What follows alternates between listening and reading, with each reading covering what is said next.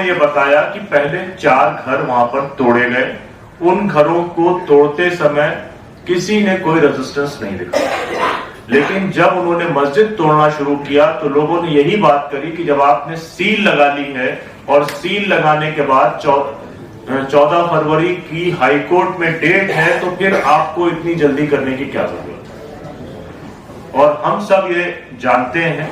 कि हल्द्वानी में महिलाओं का मूवमेंट, जिस तरह से अभी जो खबर आ रही है, खबर तो ये आ रही है कि यूसीसी के रिस्पॉन्ड में इस तरह की हिंसा हुई, फिर ये आ रही है जैसा नौचरन कह रही थी कि महिलाओं का इस्तेमाल हुआ। सीए के समय में महिलाओं की बड़ी भागीदारी थी, उसी समय में बहुत सारे लोग वहां गए थे, उन्होंने देखा है कि किस तरह सीए के मूवमेंट में, एंटी सीए मूवमेंट में हल्द्वानी की महिलाओं ने हिस्सा लिया। उसके बाद आपको मालूम होगा कि रेलवे के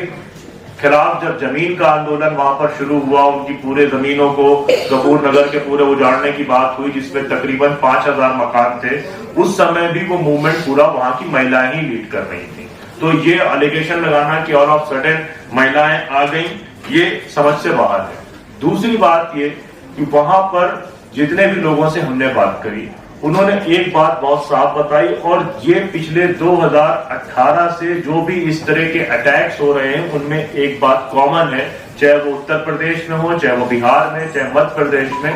कि जो लोग अटैक कर रहे होते हैं, चाहे हम पे अटैक यानी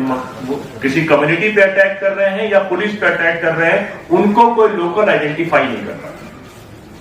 लोग बताते हैं हमने ना उनकी लैंग्वेज कभी सुनी, इस तरह की लैंग्वेज हमारे जो है इलाकों में इस्तेमाल नहीं होती, वो स्लैंग्स इस्तेमाल नहीं होते हैं, बोलियां उस तरह की नहीं है, और उन लोगों को हम पहचानते नहीं। दूसरा एक मुख्य मुद्दा ये है कि जिस जगह ये वारदात हुई डेमोलिशन की, और जहां पर पुलिस ने पिटाई करी लोगों की, और वहां से जो पुलिस स्टेशन है उसकी दूरी लगभग 1.5 किलोमीटर के आसपास है। तो ये बात भी समझ से बाहर है। वो लोग जो अचानक पीट दिए गए हों और पुलिस ने उनको पीटा हो, वो अचानक से इकट्ठा हो जाए और 1.5 किलोमीटर सीधे दूर जाकर पुलिस स्टेशन पहुंच जाए, तो ये बात भी हमारे समझ से बाहर है। उसके बाद वहां पर डे बिफोर यस्टरडे, कल जब हम गए उसके एक दिन पहले, शहर के सभी इमामों ने, काजी ने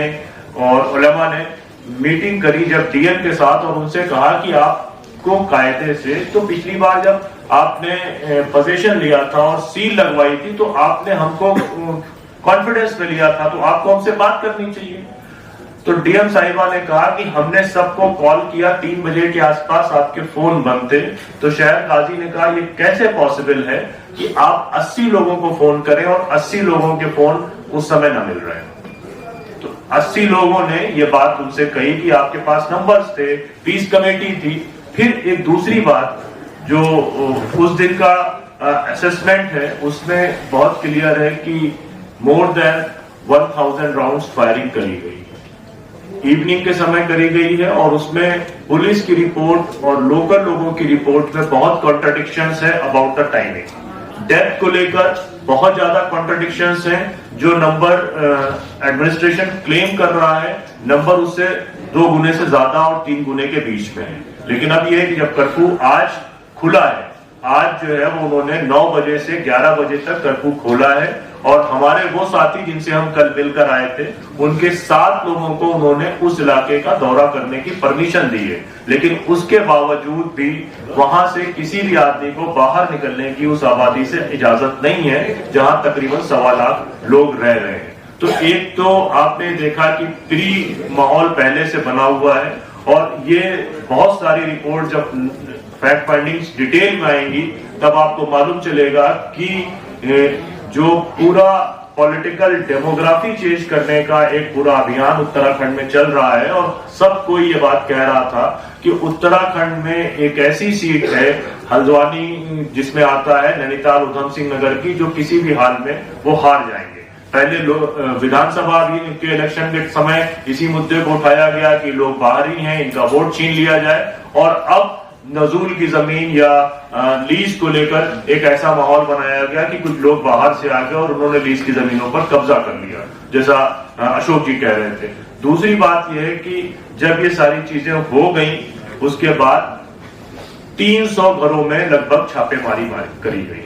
पुलिस ने 300 घरों में छापेमारी करी, उसमें औरतों की पिटाइयां हुई, उसमें घरों के बर्तन तोड़े गए, सामान तोड़े गए और बहुत से लोगों ने अगर डर के मारे अपने घरों पे ताला लगा लिया गया तो उनके ताले तोड़कर उनको बाहर निकालकर उनको अरेस्ट किया गया। और अरेस्ट के नंबर्स बिल्कुल मिनिमम इसीलिए हैं क्योंकि लोगों का ये कहना है कि डिटेंशंस बहुत बड़ी तादाद में है। एक उसी हल्द्वानी में ही ये पर्टिकुलर एरिया के नजदीक 15 किलोमीटर दूर एक कोई स्पेशल स्कूल है, अकॉर्डिंग टू द सोर्सेज वो ये कहते हैं वहां पर एक इंटरोगेशन रूम बनाया गया है और सारे लोगों को पकड़ कर ले जा रहे हैं। बट जिन लोगों से कल हमने फोन पर वार्ता करी उन्होंने ये बात कही कि आप ये देखें कि नंबर ऑफ डिटेंशंस बहुत ज्यादा है। FIR is talking about more than 5000 people have been involved, लेकिन अरेस्ट इतनी कम इसलिए है क्योंकि वीडियो सैंपल्स मैच नहीं कर पा रहे, लोग लोकल नहीं है। तो ये सारी चीजें हैं, लेकिन इन सब के बाद दो चीजें जो सवाल उठाती हैं कि 6 दिन तक आप ये क्लेम कर रहे हैं कि हमने विद इन 24 आवर चीजें कंट्रोल कर ली और चीजें पीसफुल हैं, लेकिन 6 दिनों तक आप लोगों को एक्सेस नहीं दे रहे हैं, कर्फ्यू में कोई ढील नहीं दे रहे हैं और कम्युनिकेशन कोई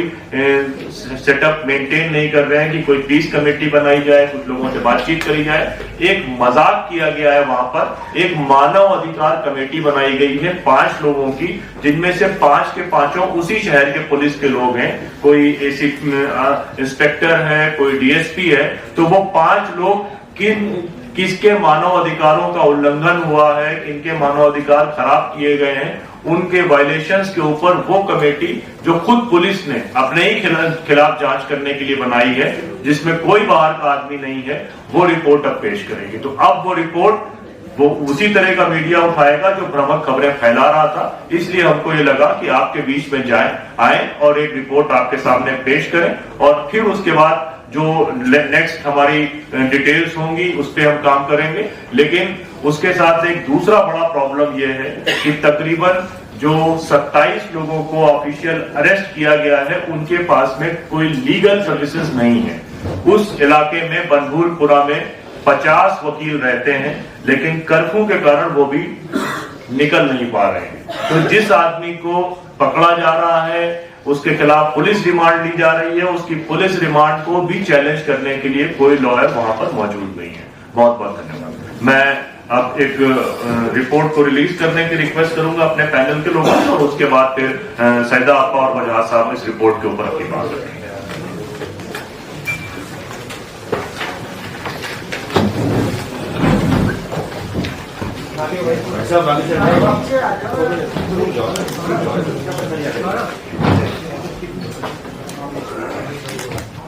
मैम इस बात में सच्चाई है कि लोग वहाँ पर बोल रहे हैं कि स्कूल को अस्थायी तौर पर डिटेंशन सेंटर, ये हमने एक से नहीं, 2 से नहीं, बहुत सारे लोगों से सुना